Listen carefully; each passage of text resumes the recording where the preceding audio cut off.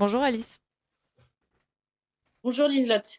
Entre l'élection extraordinaire du nouveau président polonais, puisque ça a l'air de se dessiner ainsi, et les émeutes de ce week-end, je voudrais revenir sur une actualité qui m'a beaucoup marquée cette semaine, qui n'est pas la plus heureuse, c'est l'affaire Matisse. Une histoire assez banale finalement dans la France actuelle. Nous sommes en avril 2024. Matisse est un adolescent de 15 ans qui habite Châteauroux. Il participe un jour à une battle de rap. Alors pour ceux qui ne savent pas ce que c'est une compétition entre des jeunes qui se mettent à chanter les uns après l'autre des refrains de rap qu'ils ont créés eux-mêmes. C'est en bas d'une barre d'immeuble donc que cette compétition a lieu, où participe également Rahman, ressortissant afghan de 15 ans en situation régulière. La battle dégénère car Matisse, donc tenez-vous bien, aurait malheureusement critiqué le morceau de rap du jeune afghan. Celui-ci aurait alors exigé un règlement de compte, puisque visiblement ça le nécessitait, via une bagarre que Matisse gagne haut la main. Rahman ne décolère pas, il rentre chez lui, se saisit d'un couteau de cuisine tout en ameutant sa famille. Il ressort, poignarde Matisse de coups dans le cœur. Le jeune homme s'effondre sur le trottoir et c'est alors que la mère de Rahman arrive et commence à frapper Matisse agonisant, en train de se vider de son sang sur le trottoir, car estimant, la mère de Rahman donc, que Matisse avait manqué de respect à son fils. Elle ne venait pas là pour le réanimer, mais bien pour le frapper au visage. L'histoire est terrible, elle vous révolte et c'est bien normal. Mm. Mais ce qui m'a profondément révoltée cette semaine, c'est le résultat du procès. En effet, le procès a eu lieu dans une ambiance extrêmement tendue pour plusieurs raisons. Alors d'abord, le verdict. Le prévenu n'a été condamné, tenez-vous bien, qu'à 8 ans de prison. 8 ans de prison pour un meurtre prémédité, c'est juste ridicule. Alors le parquet s'est justifié en expliquant que le fait qu'il ait 15 ans à l'époque, qu'il était donc mineur, il l'est encore, faisait qu'il ne pouvait pas être condamné à plus de 15 ans de prison non plus. On appelle cela, messieurs, dames, le code pénal des mineurs. On a du mal à comprendre, car que l'on soit mineur ou pas, le fait de planter un couteau dans le cœur de quelqu'un, on sait normalement que cela a certaines conséquences dramatiques. Enfin, normalement, on le sait. Le fait même d'ailleurs de penser à aller prendre un couteau de cuisine pour se venger montre juste une certaine défaillance qui n'est pas tant liée à la minorité que cela, parce qu'on voit bien que Mm. les personnes bien majeures le font aussi.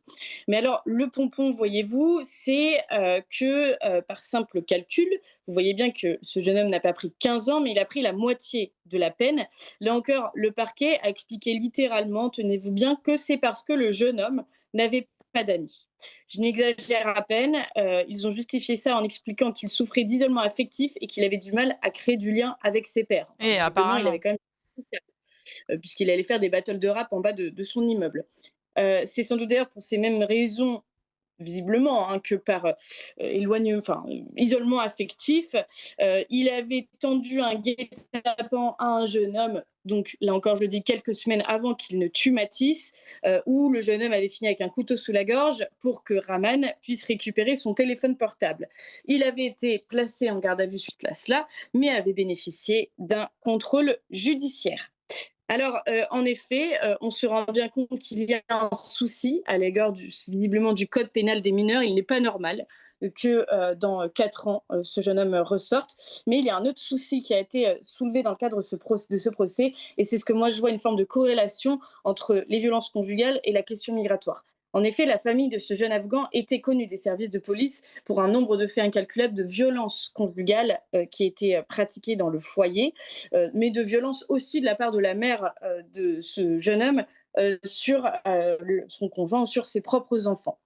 Le docteur Maurice Berger, qui est pédopsychiatre, a mis en avant un certain nombre d'études montrant que les jeunes enfants entre 0 et 3 ans qui étaient confrontés à de la violence conjugale, qui voyaient donc souvent leur père frapper leur mère, développaient une certaine inhibition, notamment dans l'espace public, une désinhibition, pardon, qui les menait donc à pouvoir frapper et violenter des inconnus, parfois allant jusqu'au drame, sous prétexte que ces inconnus donc, ne représentent rien pour eux et que leur vie n'est pas importante. Il y a une véritable corrélation, là encore, dans cette lutte-là, puisqu'on voit qu'il y a une surreprésentation des jeunes issus de l'immigration dans ces formes de violence. De toute façon, on l'a vu, là encore, ce week-end, et pas plus tard qu'hier soir, avec un certain nombre d'émeutes. On a vu des pompiers, on a vu des policiers, on a vu même des femmes être victimes de violences dans l'espace public. Il y a une véritable corrélation et une lutte à mettre en place. Est-ce que vraiment aujourd'hui, dans le monde qui est le nôtre, on a envie de faire venir là encore en masse des personnes dont on sait qu'elles pratiqueront de la violence au sein de leur foyer, qui aura un impact direct sur leurs enfants qu'on retrouvera après dans la rue pour planter des petits Matisse. Merci beaucoup et je vous souhaite une excellente semaine. Merci Alice pour cette chronique. On va continuer à parler un peu de ce sujet, en tout cas de ces violences. Donc avec Régis Le Sommier, c'est tout de suite.